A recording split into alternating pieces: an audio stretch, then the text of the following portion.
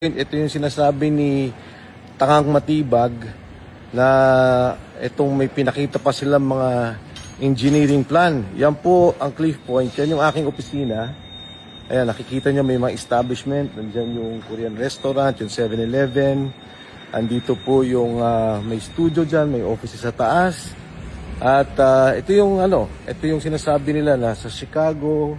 Yan po yung buong complex nitong Cliff Point na kanilang tinuturo.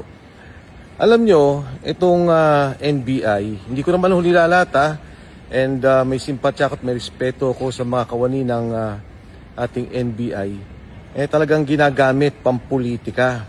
Itong sinasabi nila na meron daw akong kinalaman dito sa human trafficking. Ang basic na sinasabi nila dahil kami ang may-ari nitong establishment na ito ay involved na daw po kami sa ganoong human trafficking. Una sa lahat, kailangan po natin linawin yan, yung human trafficking, napakasama pong kaso niyan.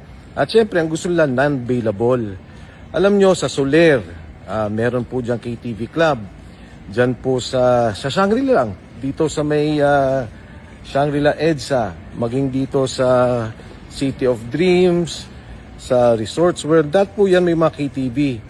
Ang sinasabi nila, meron daw pong human trafficking na para bang pinilit, ginipit yung mga tao o di kayo tinatakot.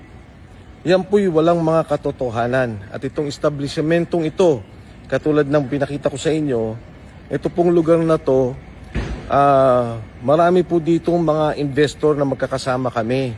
At kung si Matibag lang ng imbestiga ng tama, malalaman niya na may mga kasama kami dito na ngayon ay cabinet secretary.